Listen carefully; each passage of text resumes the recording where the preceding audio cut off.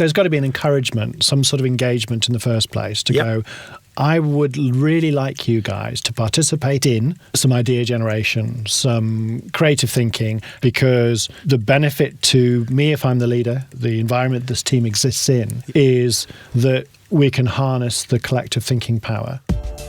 The question is, from Thinking Focus. So, the question is, how can you get your team to contribute more ideas? Hi, I'm Paul from Thinking Focus. Hi, I'm Rob Smith from Thinking Focus. The question is, from Thinking Focus, a podcast about how our thinking impacts our results and what we can do about it. Okay, good question. So first of all, we need to make sure that the team itself is bought into the thing that we want to generate some ideas about. Okay. Because part of that is, what's to stop me? I could just generate my own ideas, couldn't I? And not even involve the team. Yeah. So part of this is there's got to be a benefit to involving other people in the team. What's the benefit going to be? The benefit's going to be something around the fact that they actually start owning the ideas because they're coming up with them themselves. Yeah. The other benefit is got to be something around the fact that actually it's not my idea being given to a team and they've just got to accept my ideas. But then we've got to build into them, if you like, an interest in the fact that actually they're bought into coming up with some ideas. So it's kind of a two-sided equation, isn't it? Is as a leader of a team, I have to be willing to let go and let them create ideas. Right. As a member of the team, I've got to have a level of belief that I can create ideas. Yeah. And not only that I can create ideas, that my ideas will be considered. Yes, absolutely. And because there's a belief mechanism in all of that as well around the ideas that I come up with are going to be any good. Yeah. Right? Yeah, because a lot of people don't think they can create ideas. A lot of people start from this basis of, I don't have any ideas. Yeah. I can't think of anything. Yeah, I haven't got an imagination. Don't ask me to be creative. Yeah, creative is the one that really bugs me. Lots of people go, I am not creative. Right. And actually, you can almost do a direct line from that statement back to some point in their childhood where somebody told them they couldn't do art. Yeah. So there's this kind of weird link where you go, what? So when you were 8 and you couldn't draw a great picture, that completely wiped out any ability to be creative. Yeah. Well, that's just ridiculous. Yeah. Creativity and art are not related. In fact, actually, if you walk around any art gallery, I would go, they're directly not related because artists tend to do the same thing over and over again. Right, okay. There's very few... Just variations on a theme. Yeah, there's very few artists that you can go, are they genuinely doing something brand new, something completely different? Are they completely out there? No, they're just doing another portrait in the same way they've always done a portrait. So that means that we've got to then allow our team to be in a creative space. Yes. Right? So it's like there's got to be an encouragement, some sort of engagement in the first place to go, I would really like you guys to participate in, as a team, some idea generation, some creative thinking, however we'd like to badge that, because the benefit to me, if I'm the leader, the organisation of, or the environment this team exists in, is that we can harness the collective thinking power, creativity power, idea generating power of a group of people rather than just relying on one source. And you get this really great thing in creativity and innovation, which is actually a lot of creativity and innovation comes not from a remarkable insight or a spark or an idea, but it's the combination. Okay. So the fact that you see the world very differently to the way I see the world means that your ideas may cause me to have different ideas, that may cause you to have different ideas. Right. And suddenly it's the combination of those things that get you to the place you want to be. So there's one element then, because the question that we are considering here is how to get people to contribute more ideas, right? So one element could be, or one technique could be, that an idea feeds off an idea, that feeds off an idea. So actually, by collaborating, we could get people to come up with an idea and then somebody else to build on that idea. Somebody else to build up on that idea again, because we're looking for more ideas. Yes. Yeah. This is about volume of. Because otherwise I could just turn around and go, you've had my idea, Paul. Yeah, and that's the other part here, which is it's all about volume. Right. But there is a premise behind that says, then I can't start judging those ideas. I can't start closing down the idea process. Right. Because I'm not sure about, or I don't like, or that's not a way I want it to go. Yeah. Because we accept that ideas build ideas. Okay. So that's interesting. So part of our communication then to a group of people where we want to get more ideas from them is to go, there may be some methods that we want to employ, right? And we probably know a few between us. Yeah, and we'll cover one of those in a second. Right. And we're going to actually make it clear to people that when we're generating ideas or coming up with ideas, evaluation is for later.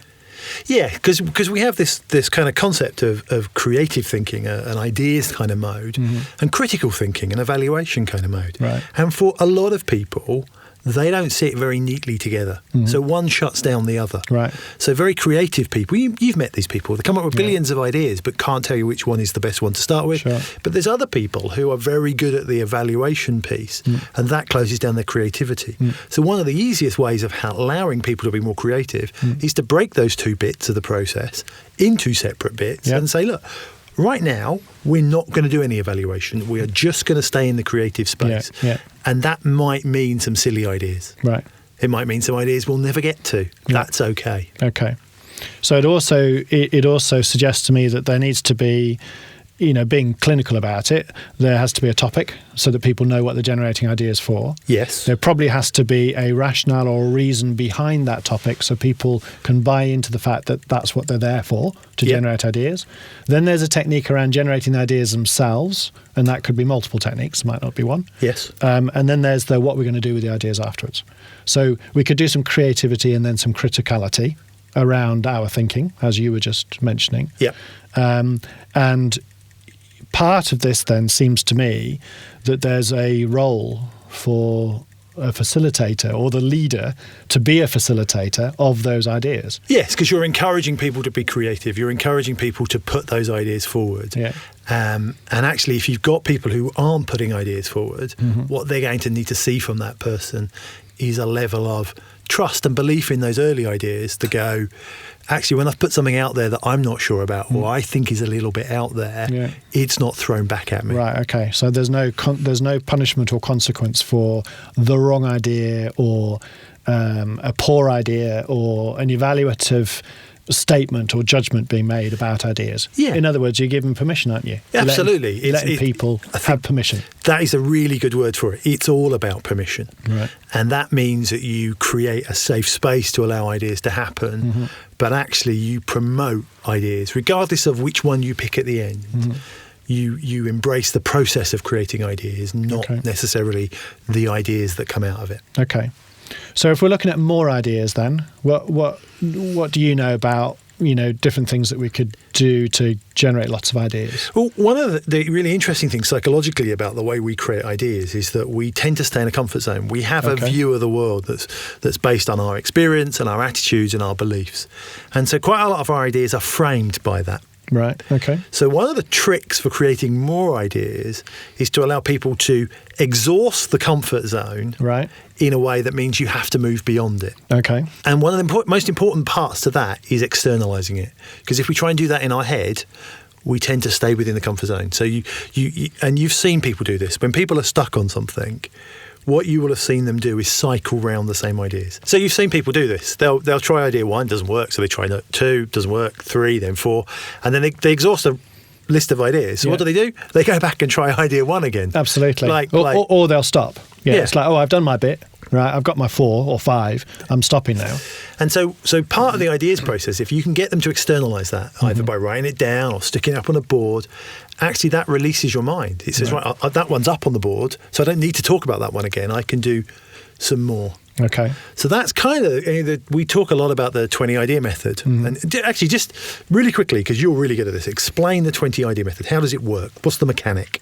So the 20 idea method is really simple and straightforward. It plays to the description that you just gave in the fact that there has to be a topic for which you're going to actually generate some ideas on. And you either have a topic that is, a statement or a question, and you actually then write that topic or that element in the form of a question, because a question helps people to come up with ideas quicker.